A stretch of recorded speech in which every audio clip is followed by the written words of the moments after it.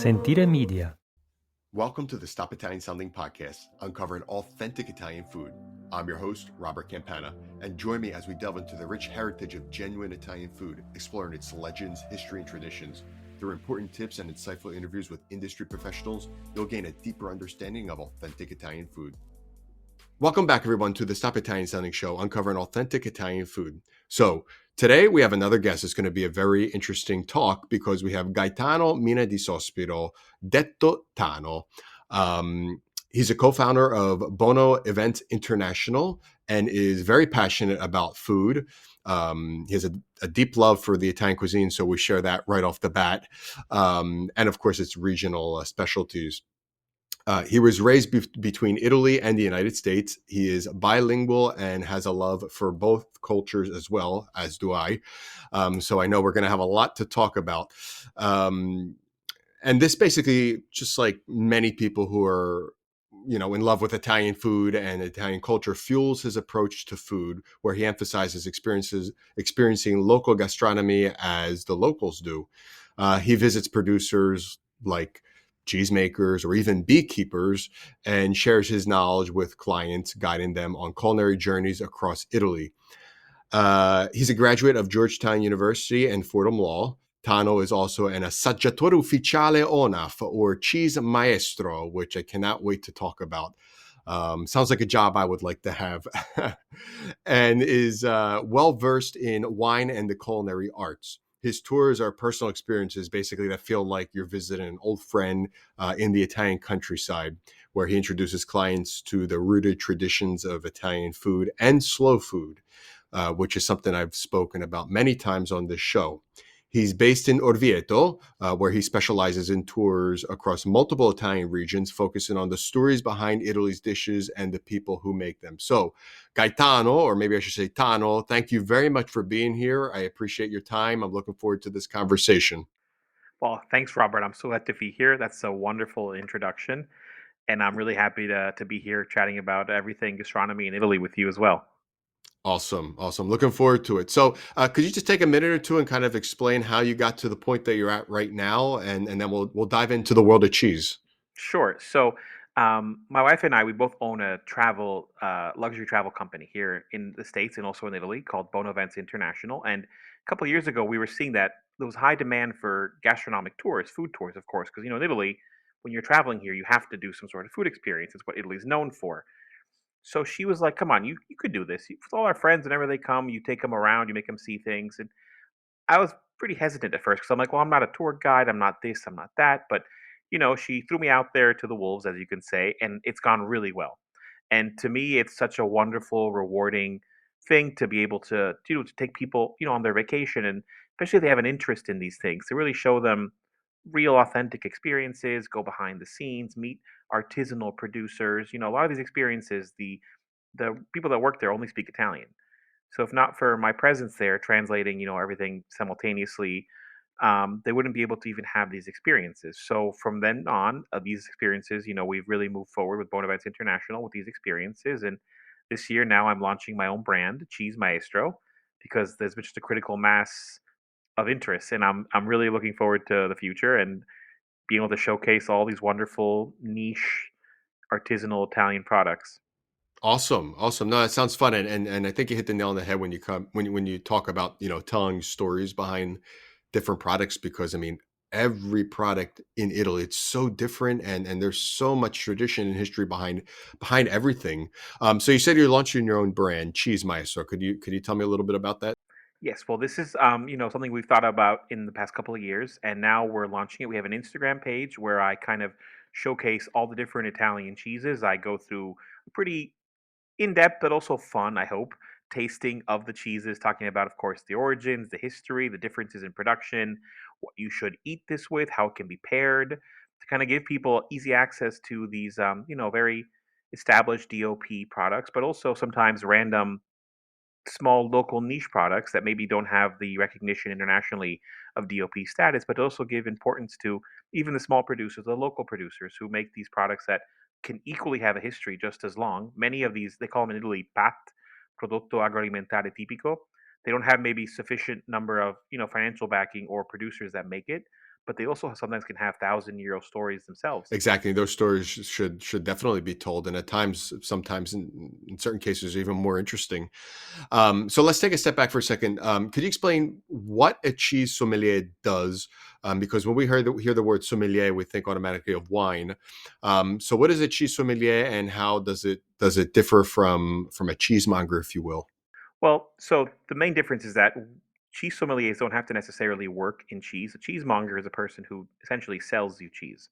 And there's many super knowledgeable cheesemongers, don't get me wrong, and they kind of train more on their own back because they work on it day to day. These were very extensive courses, very detailed courses in Italian, similar to how you take a sommelier level 1, level 2, Hmm. with this organization called ONAF, which, as you mentioned, is the National Italian Cheese Tasters Organization. And you take an exam for the first level, second level. Once you're second level, like myself, you become then a full-fledged mastro assaggiatore, which we use as shorthand as cheese, sommelier, because it's easier to understand. And essentially, we are judges at cheese competitions. Whenever these competitions happen, we are convocati, we're summoned. We receive a summons, and if we can go, we are not really hosted, but at least they have a place for us and they feed us after. And you can have these situations where you're there judging cheeses for various either local, national prizes, and also sometimes the consortia themselves of these cheeses, like the consortia of, let's say, I don't know, Bitto or Monteveronese will call to have maestro assaggiatori come and judge the year's production and give rankings to the best dairies in the area. Wow, very interesting. This is so. I'm sure there was a lot of studying and a lot of tasting, of course, going on. So could you just take me through, quickly, like what was the process like to become a cheese sommelier? I must say, it definitely, 'cause, maybe how you see how Italian schooling is, it's kind of the same mindset where it's extremely detail oriented.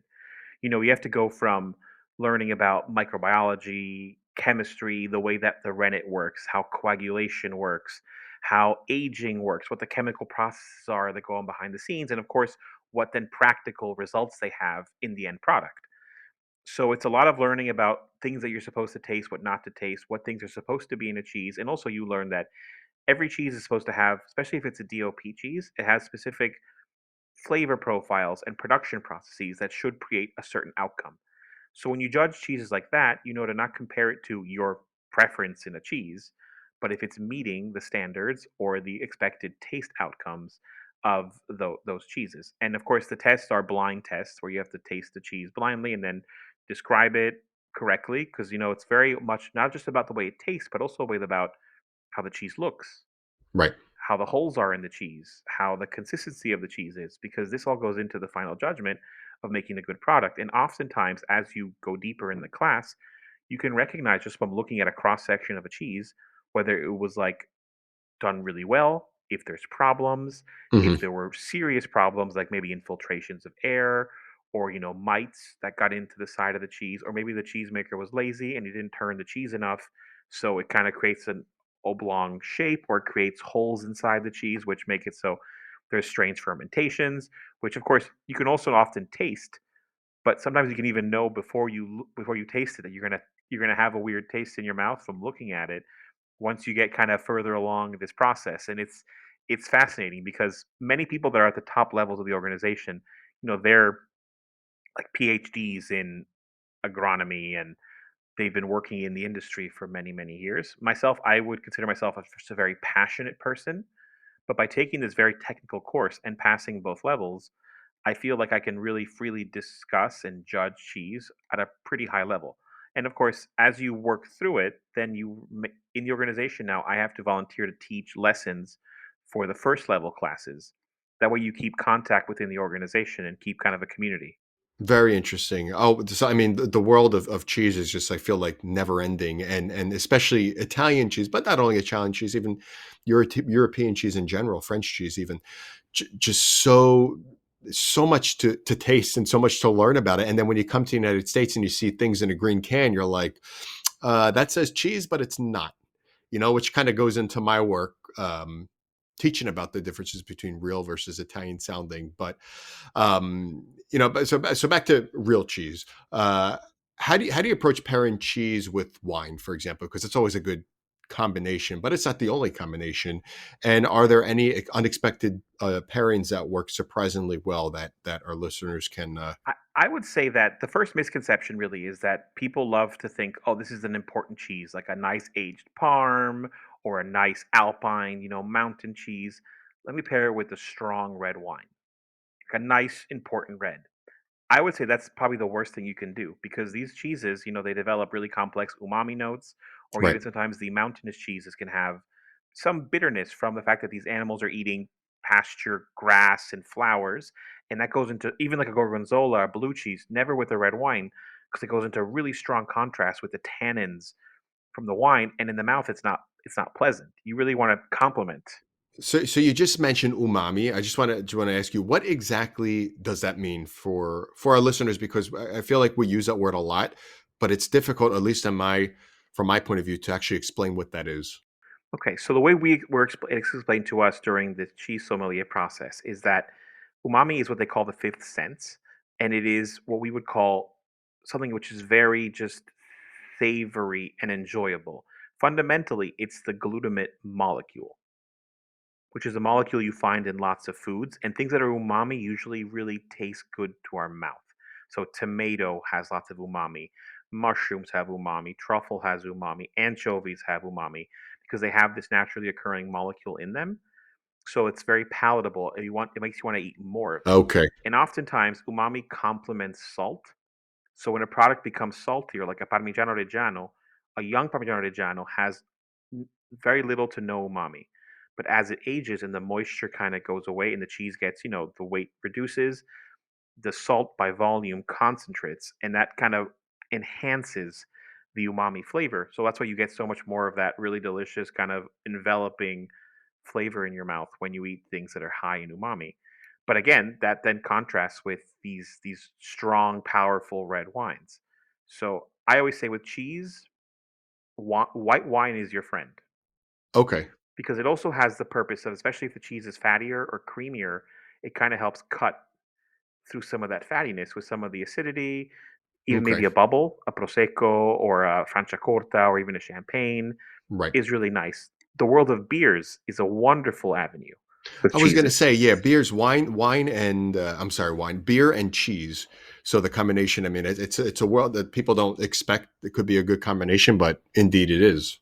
It's a wonderful combination because beers have lower alcohol, so there's less of an alcohol note in them, and there's such a different variety of like fruity notes, citric notes, all sorts of Hmm. different types of beer, which gives you different flavors, which aren't too strong in alcohol to pair. Of course, my favorite is always with a nice strong blue cheese or a nice aged cheese. You take dessert wine, so a nice muffinobile, a passito, a I vinsanto. was going to say Vinsanto. Those are my favorite kind of combinations because it really gives you that it completes maybe the palate because then you get the sweetness from the wine, some acidity. The cheese usually has a strong salty component, an umami component, and then you get all the flavor kind of combined all at once without going into contrast. Right. Very interesting. I think it's going to be my next try is a good beer. I got to find a good beer and a good cheese as well, which I I could definitely send you have access. some pairing combinations then No, after. I would like that. Maybe I could even share them with our listeners and my followers as well. So the world of cheese is huge in Italy. I feel like every region we go to, every city we go to, every town, there's something different. So terroir plays a huge factor in the production of cheese. I mean, when people say terroir, they automatically think of wine, but cheese is really any agri product. Terroir plays a huge factor. So what are the ultimately the key factors that influence the flavor of cheese, from milk to aging techniques? As you said, so terroir is one of the more unknown ones, but definitely plays a huge part. The main one, I think, is whether a cheese is raw milk or pasteurized. Okay. So I have nothing against pasteurization. It was a wonderful leap forward in technology. It saved tremendous amounts of lives historically. But what creates the cheese's end flavor are both what the animal eats. So you want the animal to be eating healthy, to not be a sick animal, of course. The less hay they eat and the more they can freely pasture, the more complex notes get transferred into the milk. And also you want the endogenous bacteria, which already is inside the milk, that then when it ferments, it creates a different end product, and the bacteria also come from, of course, the territory in which they're located. Right. So a cow that's pasturing in Udine is going to have different bacteria from just the grass it's eating than a cow that's doing the same thing in Puglia. Right. And those bacteria are what then gave those additional flavor notes, and maybe the presence of those bacteria in larger quantities here or there means that when you heat up the milk when you're making the curd, there's bacteria that enjoy hot temperatures, others that like cold temperatures, and depending on where you are in Italy, maybe there's a proliferation of one versus another one. So Right. again, the diet of the animal and the raw milk cheese allows this like normal bacteria to flourish. If you pasteurize a milk, you basically zap all the bacteria out, and then you repopulate it with like store bought, bacteria that are made specifically for the creation of cheese. Which there's nothing wrong with that. And actually, nowadays we're having a problem where conditions are so sanitary in these cheese making facilities that even raw milk cheeses have a paucity of the bacteria they need to create the end cheese product because things are too clean. I was going to So they say still that. have So too sanitized. so they still have to add, even in raw milk cheese sometimes they still have to add some of these, but here's the thing, if it's DOP cheeses or even for specialty cheeses, Italians are so good at this. They'll like harvest the correct cultures that are made from that region, and then they'll breed and prepare those cultures from like the city of Udine. So you're not then using like some standardized, one made in Right. Parma Right. for everything, which I appreciate. I could appreciate that as well. That's amazing. I mean, there's just so many different types of cheeses, and people always think of course, the big ones, the Parmigiano Reggiano or Gorgonzola or Pecorino Romano, which are to be respected, of course, with their thousands-year-old histories. But can you share some more underrated cheeses? First of all, I don't even know how many cheeses. I guess this is a bad question, but how many DOP cheeses exist or IGP 55. cheeses? Italy has 55. 55 DOPs, Okay. two IGPs, and one SCTG. Ah, So the okay. SCTG is weird. It's It means that like they made rules for mozzarella, so it could be made right. anywhere in Europe and be called SCTG, but never buy an Oh, SCTG anywhere in mozzarella. Europe.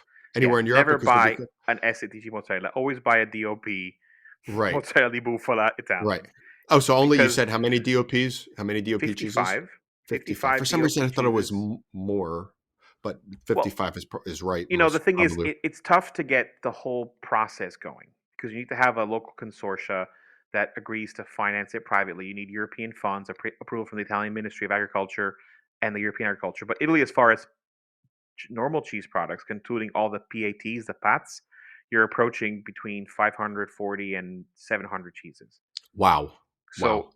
a tremendous variety. So it doesn't stop at DOPs. The DOPs are just Right. the larger productions, the more well-known ones, Of and there's course. such a wonderful variety. Like for example, Sicily to me is such a unique land for cheeses. There's a DOP in Sicily called La Vastedda del Belice. The Belice Valley is the one between like Segesta towards Agrigento, Right. and So the it's western side. yes, the southern western side, and it's the only pulled curd sheep's milk cheese. Pulled curd cheese is like a caciocavallo or a provola, only it's with sheep's milk because that's all they had there. And it's called vastedda because they put it in, it's a disc shaped cheese, which they age in little vasoi, little trays, which in Sicilian is a vastedda Ah, in their so cool. dialect. I was going to say So that's definitely a Sicilian word with the double D. that's one cheese where it's fascinating because you don't ever find pulled curd sheep's milk cheeses, but there it's all they had, so they developed a way to eat it. If you Interesting. go all the way to the north to Castelmagno, Castelmagno is this cheese made in Piemonte in the mountains. Um, and it's a really fascinating cheese because it's aged in these caves and it has a very kind of chalky, almost like curdy, like structure inside. And it's a cheese where you only know if it's a blue cheese when you open it Oh, because you can't tell from the you can't tell from from the the outer. outside, and they don't add any mold to the actual milk like you do for gorgonzola or for other blue cheeses. They just the aging caves they use. Some of them have naturally occurring spores of these bacteria, of these sorry, these molds that will grow into the blue cheese veins inside just from the biofilm of the caves. So So cool. only when I you want open it, you see if it's blue or not. oh my gosh, that's I have to visit that. That sounds so fun. Just see where they're aged and then just everything about that. It's just so much history and and know how like people what they do. They're artigiani, they're craftsmen. It's Especially the really amazing. Alpine cheeses. I mean, a lot of the Alpine cheeses are made in alpeggio, they call it. So in summer, traditionally the cows would go from the plains, from the up to the mountains to have the fresher grass and the cooler temperatures.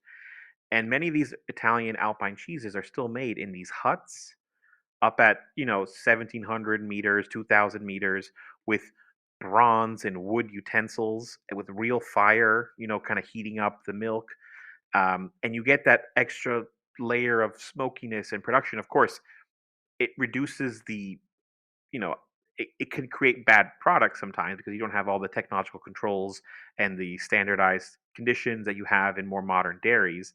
But it still has so much of like that typical territorio to it that I love going in the mountains in the summer and seeing what's being made fresh, what's made, but oftentimes even what's been aged from mountain milk. Aged from mountain milk. That's the most prized kind of cheese. They call it formaggio d'alpeggio, and you can tell usually from the yellower color of the cheese because in cow milk, only in cow's milk does the all the fresh flowers and grass and all that vegetation they're eating up in the mountains, the cows, it transfers omega 3s and linoleic acid into the milk, which is then expressed as beta carotene, which is that yellowish color. So it has a much more complex flavor and is healthier for you, they say I too. was just talking about this with a friend of mine the other day, and she was saying, so and she's from the northern part of Italy. Our cheeses have omega 3 and they're healthy. And I'm like, I believe you. I just didn't know how to articulate that. Yeah, Very only in cow interesting. milk's cheese. And it's funny because the alpeggio for cows is summer when they're eating the fresh grass. Meanwhile, for all the pecorini in central Italy, in this part of Italy, in the center, the fresh grass comes earlier. So the cheeses that have better kind of nutritional properties for you are the ones made between, when there's actually grass in the fields, which is more November to April. Because then it gets too hot and there's no more grass. So it reverses for pecorini cheeses, but of course you don't get the color. You just get a higher fat quantity in the sheep's milk as opposed to 4%. You get 8%, which then makes more tasty cheese. So territory and season plays a huge role on the production of cheeses, which is something that Italian sounding cheeses, if you will, won't or cannot replicate. Like you can't. You were just explaining about the alpeggio cheeses cannot be replicated anywhere else in the world. It has to be there, or you don't get it. Period. Which is just so interesting with many different products throughout Italy. So how could consumers identify and avoid Italian sounding cheeses, and what should they look for when buying authentic Italian cheeses? I know I preach a lot of the DOP, but it's not just DOP. You could get many non DOP Italian cheeses, which are fantastic cheeses. Absolutely. So, as you said, the DOP labeling or the IGP labeling for some cheeses, like the caciottone di Norcia or the Moliterno, that's usually a sign that at least it's being made following all the rules and it's an Italian product. But also, you really want to look at the label and see where it's made. If it says product of Italy on it, well, that stamp cannot be put on that cheese unless it really is a product of Italy. Now, the next step you can take if you want to take more time at the grocery store is look at the ingredients. If you start seeing long lists of preservatives, if you start seeing cellulose added to your product, that's just a binder. In Italy, when you buy grated parm, they sell grated parm here too. We're not like only in America they sell, but it's the ingredients are Parmigiano, 100%, Period. period. And Exactly. and people will fight with me and be like, "Well, you need binders." Like, no, you don't. You don't need binders or coagulants in your grated cheese. It's made to grate. It's been aged 2 years, so it grates.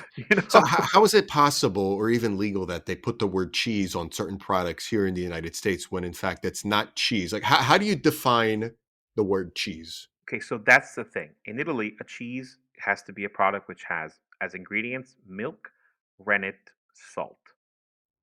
At Those three least those things. ingredients. Right. That's Okay. that's that's what makes a cheese. Other than that, it cannot be called a cheese. In the States, a product can be called a cheese if it, I believe, if it has more than 51% milk solids, enzymes, which in America they add enzymes, which is obvious for Italians that there's enzymes in the cheese, but that's not a problem. The enzymes also might mean the rennet because Right, that's what I was thinking of Yeah. automatically, the rennet. So they say milk solids, enzymes, salt. As long as that's more than 51% of the product, they can call it a cheese. Very They can have interesting a because, I bunch mean, of list people of coagulants and citric acid and all sorts of things in there, and they can call it a cheese. I find that to be like, just crazy because it distorts the idea and definition of what a cheese is, you know? And yeah, I just like, for example, I'm thinking of the single. You think of like the Kraft single. In Italian, they were called sottilette, I believe. They do exist in Italy as well, but there's Yes, nowhere does it say cheese or formaggio, correct, on that labeling. it's sottiletta, and even they even make ones with parmigiano. Ah, do they But with Parmigiano? here's the thing: if you know Parm, when the consortia checks the cheese, if they find a Parmigiano with a grave problem, a big error, or some sort of health defect, Hmm.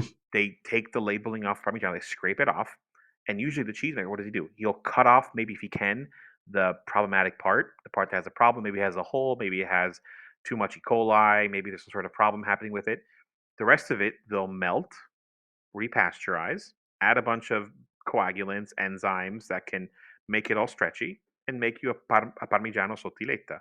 Ah, But it can't okay, be called Parmigiano Reggiano, it's called correct. Parmareggio, Ah, but you okay, know it's made from what could be Parmesan. But right. even then, I So wouldn't eat that because it's from a defective product. yeah, yeah, exactly. So for example, let's talk about Parmigiano Reggiano for a second. When if there is indeed a defect before the 12-month minimum of aging, they derine the cheese, correct? And then what is it called at that point? It's called like grana da pasto, or Grana da Grattugia or da Pasto, they basically take an A, it's like a level of rating. It's like this is a single A, not a double A. And that means that when you sell it per volume, the consortia puts a price out for the full, good, guaranteed product, a lower price, the ones that has just, if just the rind has been scratched off, it can still be, compared to many things people eat all over the world, a good product. But the standard for Parmigiano is so high that they won't allow you to sell it as that. And that's of both from the course, sound test, the smell test, and the taste test. of course. I mean, it's like you're dealing with it's the Ferrari of cheeses. I mean, it's from the same area, so we could consider. Well, there's the big rivalry between Grana Padano and Parmigiano Reggiano because they're basically the same cheese, other than Grana Padano, they add a natural enzyme, lysosine, which is in egg white, to the cheese paste as it's being created, which prevents lots of these bacterial infections. It's natural, okay? But the fact that parm can potentially spoil if not done perfectly, I think adds value to it Right, because right, you're not expected to get a perfect product always like you do with Grana Padano, and that's basically exactly. the main difference. Exactly, and also the aging time is different as well. If I'm not mistaken, 12 months for Parmigiano and 10 for Grana Padano, or am Honestly, I it's wrong with that? more if it's north of the Po River or south of the Po River. That's what it is. Parmigiano Exactly. Reggiano, Well, yeah, that exactly. Yes, yes. it's really the only one comune, a provincia is Mantova because the Po River curls, so they can actually produce both Grana Padano and Parmigiano Reggiano. So it's just amazing that speaks volumes to the microclimates that exist in Italy, and it's just you're on one side of the river and you get a totally different cheese. And that's changing a lot now with global warming. For example, one of the most important northern Italian cheeses is Bitto, which is Pitto, made in pitto Bergamo in the storico. Bitto Storico. Not to be composed with the Bitto Storico Ribelle, because they're at war now, but that's a different story for another Actually, time. can you talk about that after, because I'm curious Yeah. about that. So, as of recently, in our cheese tasting competitions, they've told us that it's expected and normal to identify a tropical fruit or pineapple flavor in the cheese because there's been a proliferation of more heat, which has caused the grass or the flowers to develop more certain cellulose molecules, which in digestion and in fermentation are now producing like a pineapple fruity note, which didn't exist until 7 years ago. So even there, being a cheese sommelier, you have to kind of keep abreast with the updates in what the consortia expects for it to taste like when they start Right, finding that in 90% of the product now they're having this flavor. And they right, can't call it all defective because the process is the same. right, right, right. It's the climate. Right. Very interesting. Yeah, and then you have to be constantly up to date with that as well. I mean, things are constantly changing and mutating over time. Wow. So Bitto Storico, and Storico Ribelle. Yes. This was the Or cheese or I should say wars. Bitos. Okay, so explain first of all, it's isn't it one of Italy's most expensive cheeses, they say? It's one of the expensive cheeses because it takes a lot of milk and it's then a pressed. Yeah, they press it down and then they age it in these mountainous climates for at least, they can be 1 year, but it really starts getting good at 2 years. But it's one of the few cheeses that, if kept in the right climatic conditions, can age, have long periods of aging. And So, we're talking for about up in wine, the Alps, correct? you're talking like 8, 10, 12, 14 years, which for cheese is pretty unique. For wine, that's normal, but very few cheeses, other than maybe Bitto, Parmigiano, really aged provoloni that are these, because they're massive, like they're 95 pounds, so it takes a while for it to fully mature. So Bitto started, the Bitto DOP wanted to expand the regions of potential production to be able to have a larger production, Okay. and also introduce some shortcuts potentially for the traditionalists in the production process. They I could allowed see how maybe that could cause some issues. external use of some enzymes, or external use of some bacteria, and they wanted to also remove. Now, this is a very fascinating thing. They wanted to make it 100% cow milk cheese. When all these alpine cheeses traditionally allow up to 10% goat milk cheese, because every herd of cow, every shepherd always had some goats here and there, and he would also milk those too and throw it into the Ah, cheese okay. traditionally. So up to 10%. Up to 10%, which is normal because goats don't make that much milk, and you have a couple goats versus, like, 20 cows, you're not going to get that much milk. But Right. it was some leeway, which gave an additional level of complexity to the cheese. So the Storico di Belle people kind of broke off, and they said, no, we want to be made in the one specific valley, or two valleys where it's always been made. We want to not allow external use of anything. We want to keep having it made up in the mountains only, in these traditional kind of, environs, and not these more modern dairies. And also, they wanted to maintain the fact that you could use goat milk in it. Is that why it's And called Storico Ribelle? because they Storico, the Storico, because they're the historical. Storico, and because they rebelled against the DOP labeling. Thankfully, the Slow Food, as you know, is a wonderful organization with their Presidio Slow Food, has given recognition to this product as a Presidio Slow Food, which basically means this is a product recognized by the Slow Food as an authentic, super regional, historic product that should be protected, and it gives them publicity. So at all the cheese fairs that I go to, because there's tons of cheese fairs in Italy, Storico Ribelle always has a strong presence, and their product is also very appreciated because it is, again, it's so much history in that cheese when you eat it. And I really admire them when they continue to insist on making it the much harder, much less yield, Right. kind of way. Exactly. No, I mean you're eating a piece of Italy, you're eating a piece of tradition, you're eating a piece of history. And that kind of leads me to my next question because you said there's a lot less yield, correct? So what are the biggest challenges in maintaining the authenticity and tradition, like we were just talking about, of artisanal cheeses in today's market, for example? So we're just basically just talking about that with the cheese rivals. I think it's dominated by the larger producers. Grana Parmigiano, Mozzarella, Gorgonzola, Asiago. That's probably 65% of cheese production in Italy. Provolone, Is throw it wow, it's that provolone high. in there too. Yeah, Wow, because some of these 60%. DOPs are have micro productions, like Pecorino Siciliano, Mozzarella Gioia del Colle in Puglia.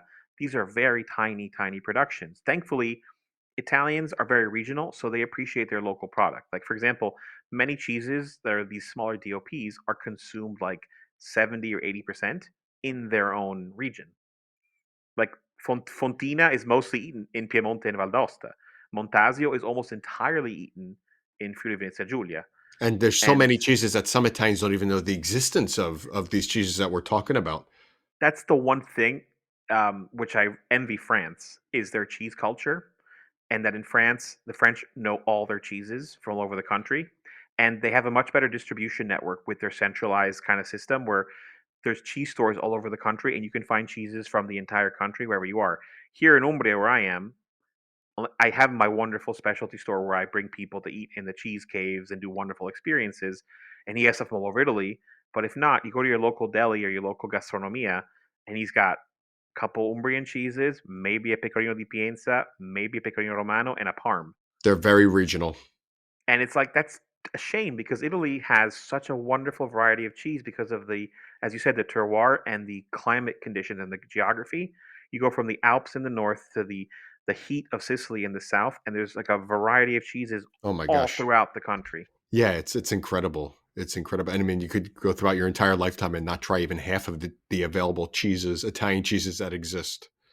Unless you're me, that's my goal. Unless, yeah, so what point are you at with the Italian cheeses? You're more than All the 50% there? DOPs I have covered, and I'm trying to hit Okay. all the local cheeses. I try to go to the less known regions, like Abruzzo has I was gonna say incredible cheeses. the less known regions. I'm not from, but my family's from Molise, so I think of the Caciocavallo di Agnone. I actually have some in my fridge still. Agnone is one of the best cheese cities in Thank Italy. you. I'm glad that you know about. We need more recognition for Caciocavallo di Agnone. I almost once I got my car almost got stuck once getting to Agnone because it was snowing so much I didn't have snow tires. So that's how bad I wanted to go to Agnone to try their cheeses. They have the best pasta filate you really find Forza around, and no one Molise. knows about it. Yeah, No, exactly. No, I mean, there's so much to tell about that tiny little region that exists. You know, the joke in Italy, Molise non esiste. We exist, and we have good products to absolutely. to tell for. But anyway, I want to be respectful of your time. It's been such a fun conversation. If somebody wants to start a journey into the world of fine cheeses, okay, what's the best way to begin exploring and appreciating them? Because I mean, here in the United States, it's hard to to first of all to get access to good cheeses. So how would you say start by doing this? I mean, in the states, I would say first and foremost, Murray's Cheese, which is a gourmet cheese store in New York, and like I know lots of these cheeses are on the higher price point. That's just the way it is. But you know what? To taste the cheese, you don't need a huge piece. When we do our cheese tastings, we have a piece the size of my pinky, and Right, that's all you exactly. eat. Right, If it's good, it can be good. Murray's has a wonderful e-commerce store, and you can order DOP cheeses or even interesting cheeses produced in Italy from them. Whole Foods has a good selection as well. I would say if you have a Kroger grocery store near you, Kroger sometimes has cheeses from Murray's Cheese. You can look at your local supermarket and see what you can find, but of course, you have to be really careful reading labels. right, But make sure it's a product of Italy or product of Switzerland if it's a good Gruyere, or if it's a Camembert, make sure it's a French product. But even then, I would say if you're eating a cheese in America from Italy, the soft cheeses aren't going to travel that well. right. Your Even though taleggio I isn't going will to be the same. Right, right. It's just not. There's always something just a little The off, the even though trans it's the a legit transport, project. it's Exactly, and you can't. You have to transport it over. I mean, I just had a gorgonzola dolce 2 weeks ago. I found this Italian supermarket, great place. It's called Alto Montes in Doylestown, Pennsylvania, and I just had so much fun. I made a video about it on Instagram. So much fun just meeting the people there and trying the food. And they had a gorgonzola dolce and I hadn't had a gorgonzola so creamy since I was in Italy. I was surprised that it was there and still maintained its flavor profile and creaminess. I mean, it was a cucchiaio, al literally. cucchiaio. That's I the actually way. am just posting now on my Instagram, Cheese Maestro, a video of me explaining and tasting gorgonzola picante and dolce, and talking about the differences in how they're made. Gorgonzola dolce was only born in the 70s. Ah, it was in the 70s, really. They were like, let's leave some more whey in this cheese because before we make gorgonzola, sometimes it'd be creamy, sometimes it wasn't, and they Invernizi did on purpose. They were like, let's leave more whey and Ah, it age it was a bit okay from less. Invernizzi. Okay, okay. So then now it's the more exported product. Like in the world consumption, Gorgonzola Dolce now has dominance over One of my Picante. top cheeses. One Oh, I like it's probably is my favorite cheese, Gorgonzola Dolce. A good one, a cookie. It's dangerous. In fact, it's probably a good thing I don't have anything left in my it fridge it doesn't because it's last. every day. I said in the beginning of the episode that I'm hungry and we're talking about food. Every day I walk in and it's just a little bit, and It's amazing. It's amazing, and they say that this is new science. Gorgonzola Dolce and Picante have high levels of spermidine in them, which is an anti-aging, blood pressure lowering, cholesterol lowering compound. you hear So that, as I say everybody? again, it's good for you. Yeah, exactly. Load up on the gorgonzola. Awesome. Wow, this has been fascinating. I mean, Italian cheeses made the right way, the way they should be during the right time period with the correct ingredients. I mean, are healthy because people tend to think, oh, cheeses they're not good for you. But then if you look at the Italians and the French who eat a lot of cheeses and they're living until longer than the average lifespan in the United States, I mean, they're doing something right. I know it's in combination of other things and walking more and maybe less stressed and other eating habits, but cheese is a big part of their diet. Well, especially the blue zone of Sardinia. Um, the main protein source for those people is pecorino. Ah, is a It's pecorino. not meat, it's not fish, it's cheese and legumes. And they eat a ton of cheese in Sardinia. Sardinia has cheese. You think, oh, an island destination, beautiful beaches. The most cheese consumption per capita in Italy of regions is Sardinia. All their dishes have cheese, from their soups I to their would think it would dishes be to their somewhere in the north. pastas. I would think it's somewhere in the north, Piemonte, Lombardia. I mean, I lived a year in Lombardia and it was cheese all over the place. I mean, I But was okay the with it. sardi, even their desserts have cheese in them. So speaking of the sardi, can we talk a second about casumarzu? What is casumarzu? It's apparently the most illegal cheese It's in definitely an Italy. illegal cheese. Definitely illegal cheese. The European Union has made it illegal for sale. If you drive around the island in September, when usually they find it, and you ask in Italian the right people, you can taste it. Basically, this is a cheese in which they add the larva of a fly into, and as the larva then eats away some of the cheese, digests it with its digestive enzymes, and then they kind of develop into flies and die inside. The Die problem here inside is the that, cheese. yes, they die inside the cheese. Yeah. Right. Um, it And that's the it reason why it's illegal to sell. exactly, and Not because it's illegal not. to produce. You could produce for personal reasons. And Absolutely, but you're have you ever risking had? that you could potentially get some sort of weird Right, bacterial illness from it right. because of this very ad hoc process. It's Exactly. Yeah, exactly. Have you ever tried it before? would not be opposed to it, but friends of mine who have tried it are like, look, it has that really strong ammonia flavor. I think I'd Ammonia try is it. something I try it too. I maybe wouldn't eat a fly in it. I would just try the part around the fly. I would But say, ammonia is strong in camembert crusts, and lots of French cheeses have a yeah, very strong ammonia flavor. So I'm not like averse to it. And it's supposed to be very creamy because all the bacteria and the process of digestion of the fly makes it really creamy. So right, to each right. his own. Hey, if it's good enough for the Saudi, it's good enough for me. They're And living they in a live a blue long zone. time. Exactly. That's my point. So anyway, Tano, thank you so much for this conversation. This was fascinating. I hope a lot of the listeners could take a lot of value out of this conversation, because I know what I learned a lot from just I hope so. these 40 minutes that we spoke. So it was a fun conversation. How could people follow you, follow your work, get in touch with you? Well, people can find me at Instagram or TikTok at Cheese Maestro. Or if not, you can go to bonoeventsinternational.com, which is our travel agency. And from there, there's links to the Cheese Maestro portal to book a consultation. If you're ever in Italy, people should definitely get in touch. If they want a really unique, bespoke, food experience, we also do, not just cheese, but also cheese and wine and salumi, and even Cool. sometimes antichi forni that make traditional breads with, original ancient grains and things of that nature. So it's always a pleasure to take people around. If you like food, Italy's the place for you, and I can show you some special spots. Absolutely. Well, thank you very much for your time. I appreciate it. Thank you, Robert. Grazie. Alla prossima. Thank you for joining me on this journey through the stories of authentic Italian cuisine. If you enjoyed today's episode, don't forget to subscribe to this podcast for more insights and interviews. Also, feel free to reach out with your thoughts or questions on our social media channels at Stop Italian Sounding or on our website, stopitasounding.com. Grazie a tutti e alla prossima. Sentire Media. Hey, podcast producers and show hosts. Do you want to join a podcast network that celebrates all things Italian? At Sentire Media, we understand the allure of Italy and its unique culture. Our devoted team of hosts and producers are all driven by their shared passion for Italy. And we work tirelessly to create the best lifestyle podcasts and content that will whisk you away to the very heart of Italy. With us, you can savor the mouth-watering flavors, get lost in the stories from the past, break down the cultural barriers, and truly immerse yourself in the vibrant traditions of this intoxicating country. If you have a great podcast idea or are already in production and would like to join Sentire Media, head over to sentiremedia.com, that's SENTIRE media.com, and find out how to submit your show.